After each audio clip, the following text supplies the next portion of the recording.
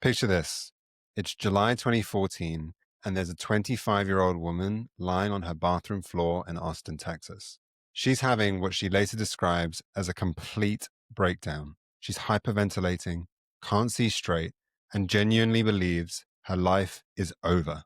Death threats and rape threats from strangers are flooding her phone. Her father is calling to ask if humiliating articles about her in the press are actually true. The media has painted her as this vindictive woman who destroyed her own career. But here's the breathtaking part. What she doesn't know in this moment of complete despair, is that this breakdown is going to be the catalyst for one of the most remarkable entrepreneurial comebacks in tech history. That woman crying on the bathroom floor, that's Whitney Wolfe Herd. And get this, 7 years later, she's ringing the NASDAQ opening bell with her baby son on her hip as the youngest woman ever to take a company public. And at that moment, she becomes the world's youngest self-made female billionaire. Today's episode isn't just about surviving that dark moment. It's about how you can transform every rejection, every humiliation, and every moment when people say that you cannot do something into fuel for building something completely revolutionary. And that transformation, that is certainly something that you and I can learn from. Welcome to Inflection Moments. I'm David Franklin, and you and I are about to dive into something fascinating. You know that moment when everything changes for an entrepreneur? When one decision, one pivot, one breakthrough suddenly shifts their entire trajectory. That's what we're hunting for today. If you're building something, if you're that founder grinding it out, making those impossible decisions that keep you up at night, this episode is for you. Because today, we're going inside the mind of one of the most successful entrepreneurs in history to uncover the exact moments that transformed their journey from ordinary to extraordinary. Here's what we're doing. We're dissecting the 5 most pivotal inflection points in their career.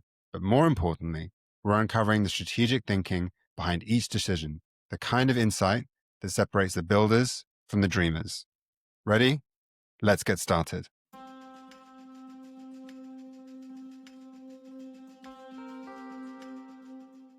I've been absolutely fascinated by Whitney's story, and here's why. It represents something we almost never see in the entrepreneurial world.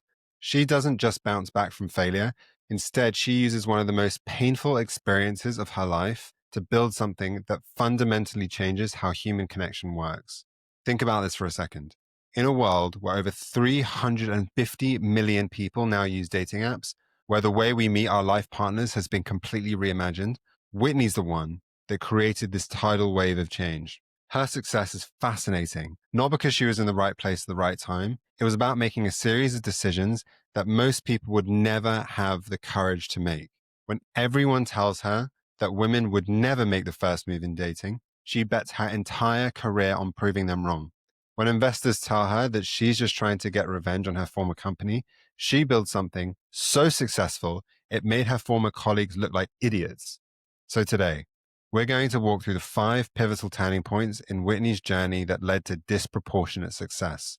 We'll explore how she thought differently in each critical moment, from an abusive teenage relationship that taught her about broken power dynamics, to co-founding Tinder and learning the dark side of Silicon Valley culture, to her complete breakdown that became her breakthrough moment, to the decision to partner with a controversial billionaire that everyone told her to avoid, and finally, to taking Bumble public in a way that redefines what female leadership looks like.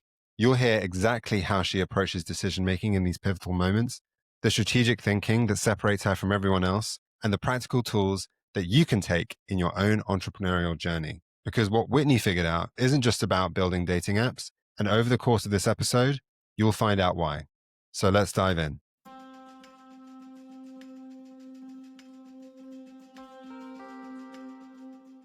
All right, let's go back to where this all really begins. It's 2007, and Whitney's a senior at a high school in Salt Lake City, Utah.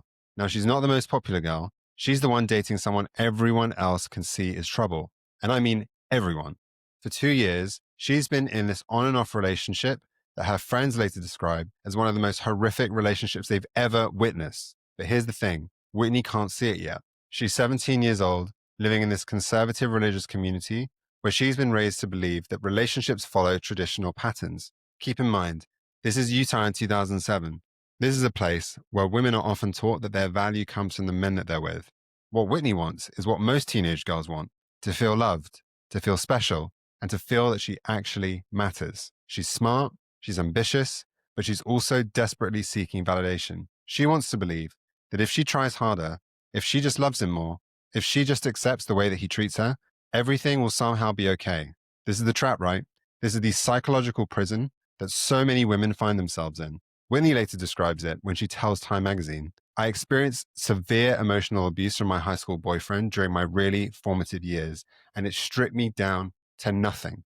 So let's talk about what strip me down to nothing actually looks like. Behind closed doors, her boyfriend is systematically destroying her confidence. According to Whitney's own testimony, he and his friends regularly refer to her, her mother, and her sister using the most degrading language you can imagine. And we're not just talking about calling her names here. He's attacking her entire family, making her feel like everyone she loves is somehow worthless. But here's what makes this abuse so insidious. It's not just the physical threats or the public humiliation. It's the way he convinces her that this is somehow normal, that she deserves it, and that she's the problem. This is how emotional abuse works. It doesn't just hurt you in that moment. It rewires how you think about yourself. Whitney starts believing that maybe she is worthless and maybe she is the problem. And maybe if she just changed something about herself, he would treat her better. And the worst part, she can't really talk to anyone about it. Her friends can see something's wrong, but she's been trained to protect him, to make excuses for him, to act like everything's fine when people are watching. This is the ultimate isolation, being surrounded by people who care about you, but feeling you can't tell them the truth about what's happening to you. For 2 years, Whitney lives in this cycle. She has good days where she thinks maybe things are getting better, followed by explosions of rage and humiliation that leave her questioning her own sanity. She's walking on eggshells constantly, never knowing what might set him off, always trying to be perfect enough to avoid the next outburst. But then something shifts. Instead of just surviving the abuse or blaming herself for it, she begins to step outside of it mentally and analyze what's actually happening to her. Whitney later describes this moment. She says, it showed me a very dark side of relationships, and it helped inform my understanding of what was wrong with gender dynamics. So think about that language. What was wrong with gender dynamics? She's not saying what was wrong with me or even what was wrong with him. She recognizes this as a systemic problem. This is where how Whitney thinks becomes crucial. Instead of internalizing the abuse as something wrong with her, she begins to recognize it as something systemic, a pattern of how power actually works in relationships when there's no accountability, no consequences, and no structural support for the person being harmed. Her friend Abby Huntsman later observed something crucial about this period. She says, you see people do wonderful things and you think, what really pushed them? For Whitney, something that happened to her so early in her life that was really traumatizing has been the reason that Bumble has been what it is today. So going back to that moment though, when Whitney's a teenager, Whitney makes this decision that's going to define the rest of her life.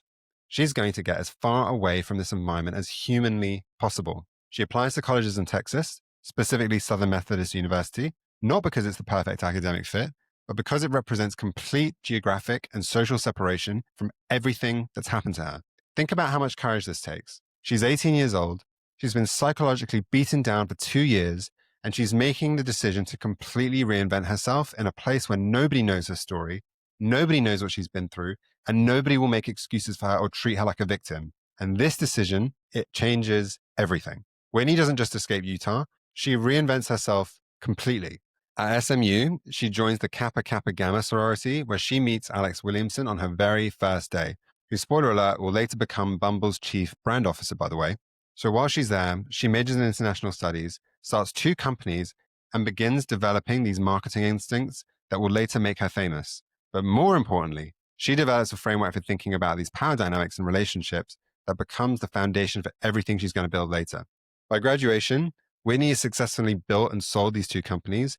She's received national press coverage for celebrity endorsements, and she's developed this network of relationships that's going to prove crucial for her future success. But the real result is internal. She's learned to recognize these toxic power dynamics before they destroy her. And more importantly, she's developed this unshakable belief that those dynamics can be changed, that systems can be redesigned, and that the way things are isn't the way that things have to be. Years later, when she's building Bumble and insisting that women make the first move, when she's designing features that prevent harassment and give women control over their digital dating experience, it all traces back to this 17-year-old girl who refused to believe that systemic mistreatment was just the way relationships work. Whitney figured out something that most people never learn. Your worst experiences aren't just the things that happen to you, they're the data about how broken systems actually work. And if you can analyze that data instead of just surviving it, you can build something that fixes those systems for everyone else who's going through the same thing.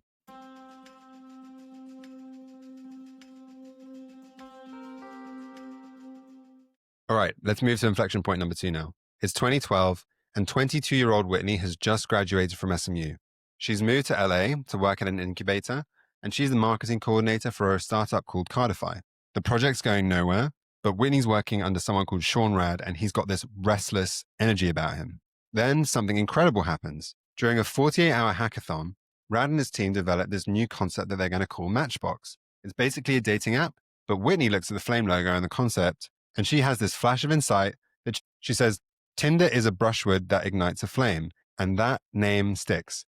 Just like that, Matchbox becomes Tinder, and Whitney's not just the marketing coordinator anymore. She's listed as a co-founder and becomes the vice president of marketing. Now, here's what Whitney wants at this moment, and this is so important to understand. She wants to prove herself in the tech world. She's young, she's hungry, and she sees this as a massive opportunity to use everything she's learned about marketing to build something meaningful. And pretty quickly, her ideas start gaining traction. Whitney pioneers this campus-based marketing strategy that's pure genius. She goes to sorority houses, explains the app, and gets all the women to download it. Then she visits the frat houses and shows these guys that attractive women from nearby sororities are already on the platform. So think about how brilliant this is. She's creating immediate network effects on individual campuses. And as she explains in various interviews, she says, I would literally go to the University of Southern California, UCLA, all these different campuses, and I'd host these pizza parties at sororities and get all the girls to download the app. And then I'd go to the frat houses and do the same thing. The results are staggering. Tinder explodes from 0 to millions of users, and Whitney's marketing strategy becomes the blueprint in the dating app industry. But here's what Whitney discovers about the tech world. The same toxic masculine dynamics that she escapes in high school, they're not just present in the tech world, they are institutionalized here. According to court documents from a later lawsuit, Tinder execs regularly tell her to shut up. They demand she fetch breakfast like some kind of intern, and get this, they discuss her breast size in meeting when she's not even there. One former employee recalls that Whitney was slut-shamed at the office, and she once even had someone spit her face at a company party. I mean, can you imagine? This is a co-founder of a company, and someone is literally spitting at her face. But the most devastating part, and this is where it gets really personal, comes from a romantic relationship with the co-founder, Justin Mateen. When they start dating in 2012, things seem promising. Whitney's finally found someone who understands the intense pressure of building a startup, someone who's supposed to be her partner in every sense. But as their relationship deteriorates in 2013, Justin becomes what court documents describe as verbally controlling and abusive. Sound familiar? Whitney's reliving her high school nightmare, except now it's happening at work, in front of her colleagues, with someone who has the power over her professional future. He calls her a desperate loser in marketing meetings, in front of other people. He tells people that she's an alcoholic and is now systematically destroying her reputation with the same people she needs to respect her professionally. And here's the part that really gets me. When Whitney complains to the CEO, Sean Rad, about this treatment, what do you think the response is? Her job is to keep Justin calm. The CEO of the company is telling a co-founder that managing her abusive colleagues' emotion is part of her job description. Then comes the moment that changes everything. Fast forward to November 2013, and Justin tells Whitney she's being stripped of her co-founder title. And the reason he gives her? Having a girl founder would devalue the company. As Whitney later testifies, he says it would be slutty for her to be a co-founder of a hookup app like Tinder. Slutty. For being a co-founder of a company she helped name and build from the ground up. Now, here's where Whitney's mindset becomes absolutely crucial. Instead of just accepting this abuse like she does at high school, instead of quietly leaving or trying to just survive it, she does something that most people wouldn't have the courage to do. She starts documenting everything. She keeps records of the harassment, the discriminatory comments, the ways her contributions are being systematically erased from company history, and she's building a legal case. But more importantly, she's refusing to let them gaslight her about what's actually happening. So here's the strategic part. While they're trying to push her out and diminish her role, Whitney makes herself absolutely indispensable through her marketing genius. Her campus-based strategy doesn't just work, it becomes a blueprint for how social apps achieve viral growth. She creates this approach where each campus becomes its own network. So think about this. Instead of trying to get random people to download the app, she's creating immediate value by ensuring that when you open Tinder on any given campus, you're seeing people you might actually encounter in real life. This creates an incredible snowball effect. Students see their classmates on the app, so they're more likely to participate. More participation means better matches, and better matches means more word of mouth growth. Whitney has figured out how to engineer authentic, organic growth in a way that few in Silicon Valley have ever done before. But by April 2014, the hostile work environment becomes absolutely unbearable. When Justin calls her a whore at a company party in front of colleagues, Whitney finally reaches her limit and she resigns. Then she does something even more strategic. Shortly after resigning, she files a sexual harassment lawsuit against Tinder. She details 18 months of systemic harassment and discrimination in legal documents that become public record. And the immediate results speak for themselves. Tinder grows from a failing startup to a platform processing billions of swipes. Whitney's marketing playbook becomes the gold standard for social app launches, and companies across Silicon Valley start copying her campus by campus approach. The lawsuit settles for just over $1 million. Now, that's not a huge amount by Silicon Valley standards, but it does give Whitney something invaluable: financial runway and complete independence to build whatever she wants next. More importantly, Whitney gains something that you cannot put a price on. She now understands exactly how Silicon Valley's boys club operates. She has proof that her ideas can create billion-dollar companies, and she has the legal and financial independence to build something entirely on her own terms. So by the end of 2014, Whitney has completely transformed her situation. She goes from being a marketing coordinator at a failing startup to being the architect of one of the most successful user acquisition strategies in tech history. She goes from being harassed and diminished to having legal vindication and financial independence. But here's the most important thing. She discovers that the problems that she experienced at Tinder are not unique to Tinder. They are systemic problems with how the entire tech industry treats women, how dating platforms are designed, and how power operates in startup environments. And that understanding, that's going to be the foundation for building something completely different.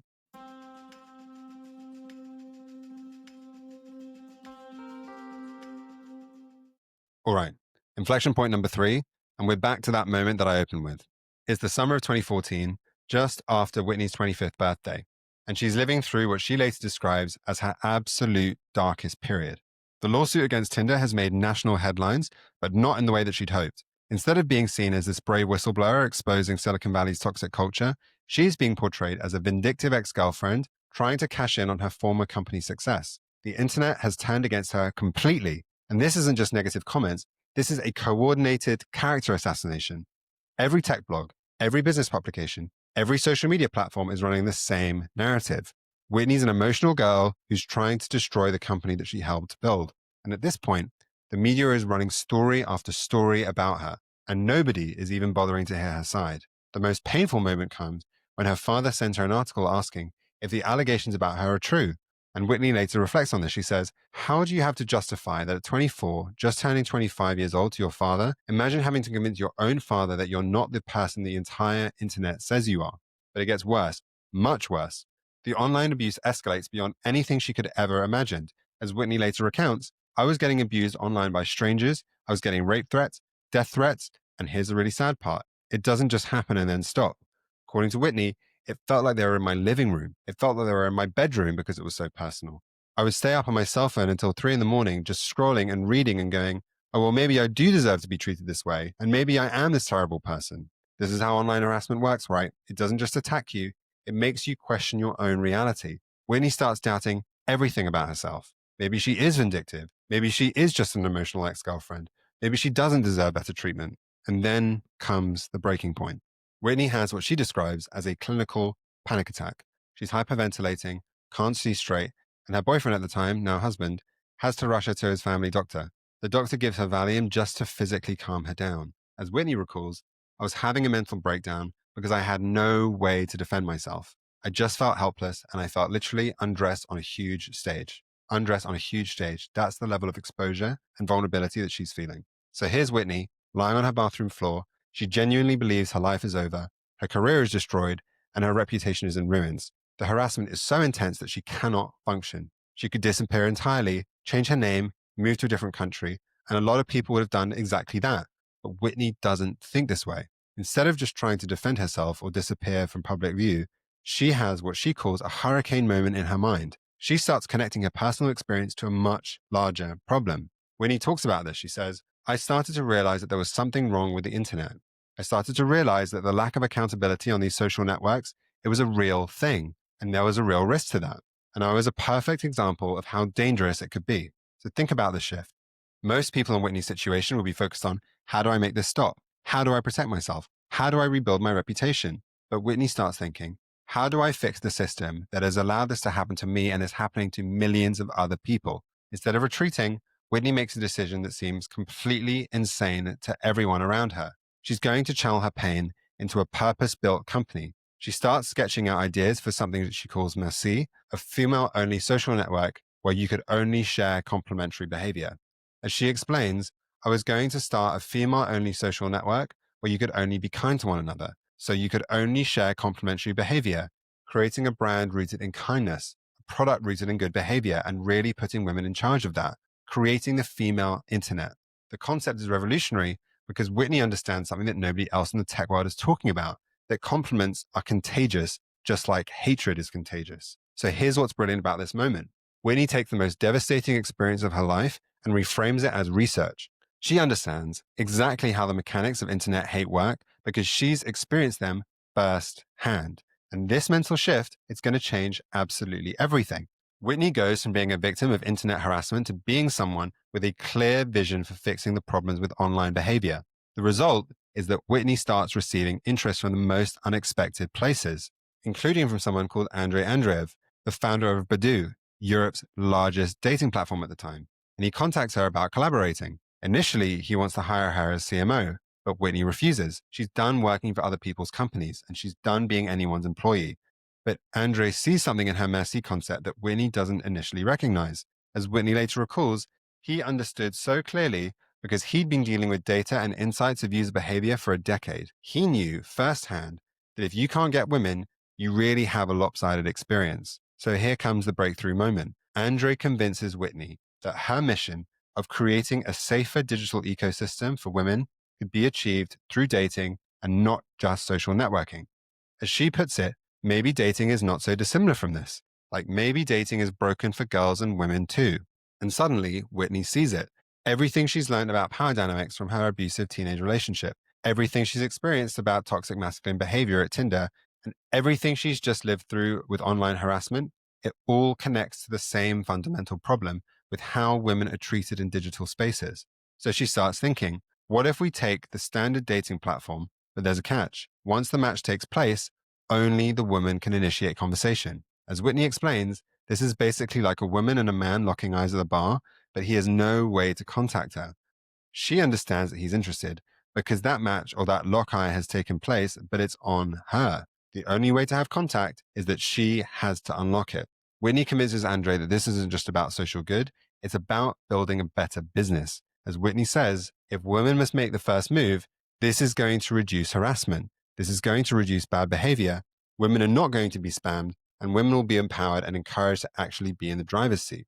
By the end of 2014, just months after that breakdown on her bathroom floor, Whitney has completely reframed her situation.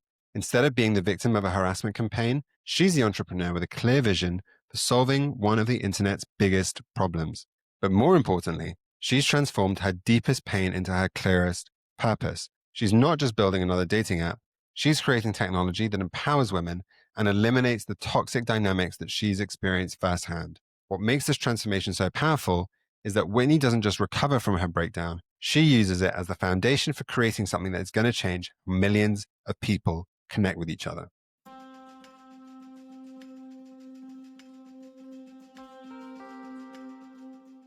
All right, inflection point number 4, and it's late 2014 now. Whitney and Andrey's concept launches as Bumble. After months of back and forth on this vision, Whitney has finally got control over the direction of Bumble and what the experience will look like. And very quickly, the results they see are absolutely staggering. The combination of Badoo's existing infrastructure and Whitney's user experience, they solve the chicken and egg problem that kills most dating apps. Most new dating apps fail because there are no users, but users won't join if there's nobody to match with. Within 8 months, Bumble sees 5 million unique conversations initiated. 5 million in 8 months. And by December 2015, they reach 80 million matches and 15 million conversations. And the financial results are incredible. By March 2017, Bumble has 800 million matches and 10 billion swipes per month, making it the second most popular lifestyle app in the Apple App Store. And here's the best part. In 2017, Match Group, Tinder's parent company, tries to acquire Bumble for $450 million. So guess what Whitney does? She turns them down. The company that destroyed her reputation, that stripped her of her co-founder title, that systematically harassed her, they come crawling back, offering her nearly $500 million, and she says no. But here's the most strategic result of all. Whitney proves that her partnership with a controversial figure was actually brilliant positioning. It's worth knowing that if you flash back to before Andrey and Whitney joined forces together to launch Bumble, that Andrey was a very controversial figure. A lot of people in Western Europe were put off by him and his practices, and they discouraged Whitney from taking any sort of deal. So while everyone expects her to fail because of Andrew's reputation, she's the one that can see through that and leverages his infrastructure and experience while maintaining complete brand control. When controversy later emerges about Badoo's workplace culture, Whitney isn't positioned as someone that's participating in it. Instead, she's positioned as the force clearing it up. By 2019, when Blackstone acquires Bumble's parent company for $3 billion, Andrey exits completely and Whitney becomes CEO of the entire company. Bumble and Badoo combined. The controversial partnership that all of her friends told her to avoid has given her control of a $3 billion empire. The impact is just stunning. What started originally as Whitney having a 20% stake in this joint venture becomes majority operational control of multiple apps with over 100 million users worldwide. But here's what makes this inflection point so important for other entrepreneurs.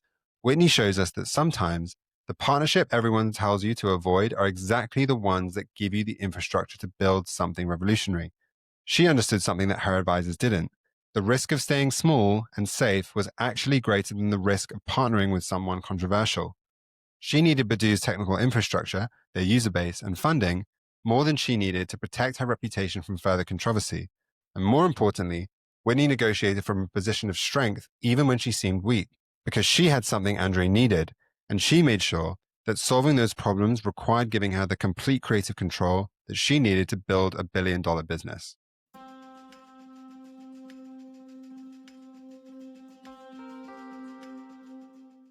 All right, fast forward a few years now. It's now February 11th, 2021, and we're about to witness something historic. The NASDAQ opening bell is about to ring, but this isn't happening in New York. It's being broadcast from Bumble's headquarters in Austin because of COVID-19 restrictions. Whitney's now 31 years old, and she's about to make history as the youngest woman ever to take a company public in the United States. And here's the part that's special. She's not alone at the podium.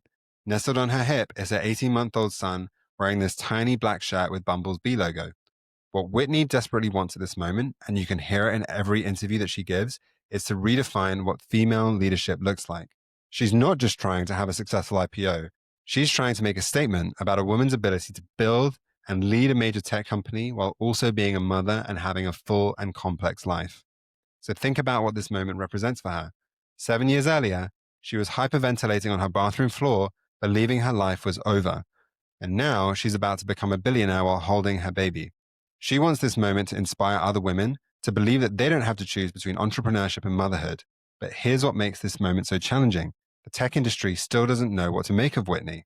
Even on the day that she's becoming a billionaire, much of the media coverage focuses on her past with Tinder rather than her achievements with Bumble. As she tells Time magazine that day, while blinking back tears, I don't need to justify myself anymore. I'm fucking done. Can you imagine? She's having the most successful day of her professional life, and she still has to deal with people questioning her legitimacy. There's also this broader challenge of taking a company public during a pandemic. Think about this timing. When people are locked down, when the entire future of how we connect is in question, many investors are skeptical about the long-term viability of dating apps, and Bumble needs to prove it's built something sustainable, not just trendy. But the most personal conflict, and this is something Whitney talks about openly, is the pressure she feels to be perfect. She's worked for 7 years to reach this moment, but now that it's here, the weight of representation, of being the face of female entrepreneurship, it feels overwhelming. Every woman watching is looking to her as proof that they can do it too, and that's an incredible amount of pressure. So here's where Whitney makes a decision that separates her from every other tech CEO. Instead of presenting herself as this flawless business machine, she chooses vulnerability over perfection. She brings her baby son to the most important moment of her professional life. The image of Whitney ringing the NASDAQ bell with bow on her hip is essentially her rejecting the narrative that successful leaders need to sacrifice their personal lives for their professional success. But it goes deeper than this. In Whitney's public statements, she explicitly connects her success to the women using Bumble. As she tweets that day, this is only possible thanks to the more than 1.7 billion first moves made by brave women on our app and the pioneering women who paved the way for us in the business world. Whitney also makes decisions about the IPO itself that really reflect her values. Bumble's board comprises 73% women, and its management team comprises 54% women. The company's S1 filing also emphasizes their mission-driven approach and commitment to creating safer online spaces and not just financial metrics. So Whitney is proving that you can build a business that prioritizes social impact and still achieve incredible financial success. Then comes a moment that everyone's been waiting for. This is how the market reacts to the IPO. And the response on day one is truly explosive. Bumble stock opens at $76, up 77% from the IPO price, and it gives the company a valuation of over $13 billion. Whitney owns 21.5 million shares at this point, which is about 11.6% of the company. And these shares are instantly worth $1.6 billion. $1.6 billion. She's now the world's youngest self-made female billionaire, and she's just 31. Most importantly, Whitney has proven something that seemed impossible when she was crying on her bathroom floor in 2014. A woman can build a tech company that changes how millions of people connect and what success can look like for people who are passionate enough to solve such a problem.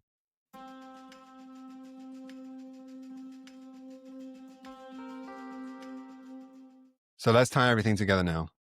We've walked through these 5 pivotal moments in Whitney's journey, and I keep coming back to the same question. Like, what's really going on here? What separates Whitney's decision-making and strategic thinking from everyone else? When you step back and look at these turning points together, you start to see these incredible patterns that founders can learn from and apply to your own journey.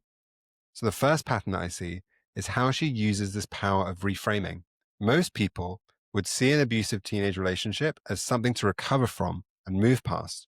But Whitney develops this incredible ability, and I really do mean incredible, to take her most painful experiences and ask a completely different question.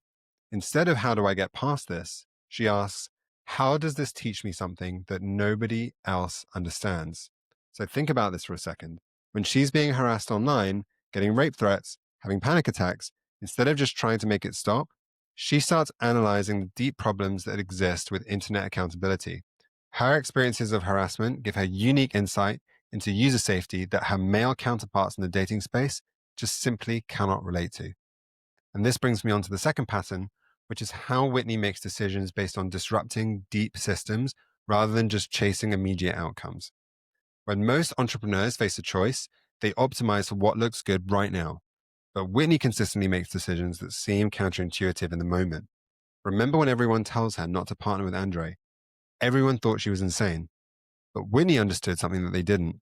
She knew that having the right infrastructure, the right technology, and the right user base was more valuable than having majority control of something that couldn't compete. And she chose to be a smaller part of something massive rather than a bigger part of something that might never scale. The same pattern shows up when she chooses to be vulnerable during the IPO. Bringing her baby to the NASDAQ bell ringing, that seems unprofessional by traditional standards, and her advisors probably thought that she was crazy. But this image would change how people think about female leaders and paves the way for the next wave of female entrepreneurs. And the third pattern, and this might be the most important one, is how she consistently sticks to the purpose behind the company. At every crucial moment in her journey, Whitney has the option to do what looks good to others or what serves her deeper mission. And she always chooses the mission. When the press is absolutely destroying her reputation after Tinder, she could have disappeared. She could have hired the best PR firm in Silicon Valley and tried to rehabilitate her image. Instead, she doubles down on building something that addresses the root problems that she's experienced. So when investors want her to build a conversational dating app, and when they're telling her that women making the first move will limit her user base, she insists on it anyway, even though it seems like it will make growth harder and even though it's completely unproven. Whitney understands something that most entrepreneurs never learn, that success comes from being driven by a deep purpose and not trying to please everyone.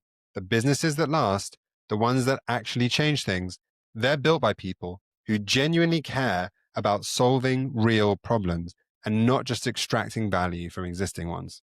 If you take nothing else from Whitney's story, take this. The thing that feels like your biggest weakness, the challenge that makes you feel the most vulnerable, the experience that makes you different from everyone else in your space, that might be exactly what the world needs you to solve.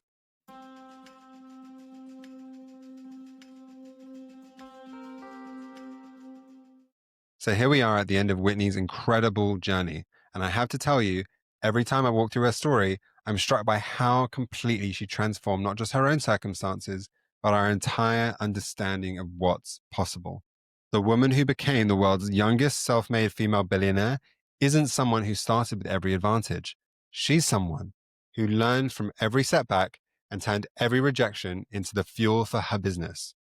But you know what keeps coming back to me? It's not the $1 billion valuation or the historic IPO, as incredible as those achievements are.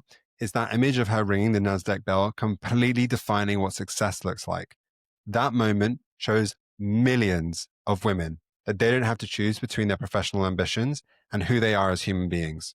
So reflecting on this, Whitney doesn't just build a successful company. She changed the entire conversation about women in tech, about business dynamics, about power dynamics in relationships, about what leadership can look like when it's rooted in empathy rather than dominance. And think about this. Hundreds of millions of women have made the first move on Bumble, and each of those women have experienced what it feels like to be in control of their romantic future instead of just waiting to be chosen. But Whitney's story goes deeper than this. Her approach to leadership, bringing her whole self to every situation, has inspired countless other entrepreneurs to build businesses that reflect their authentic missions, rather than just copying what seems to work for everyone else. And that just goes to show how one person can inspire millions of others, not simply just because she's a woman, but as someone who persevered through profound setbacks to become one of the most iconic success stories in business. Thank you for joining us on Inflection Moments. If today's story sparked a new perspective or challenged your thinking, be sure to share it with someone you know loves this stuff as much as you and I do. Maybe it's a college buddy, your water cooler buddy, or maybe even someone in the family group chat. If you enjoyed this deep dive, make sure to leave a 5-star review and subscribe to our channels so you can be the first one to hear what we've got coming next. And if you're interested in insights, ideas, and lessons from some of the world's greatest entrepreneurs, sign up for our newsletter. The link is in the show notes. Until next time, keep building and talk soon.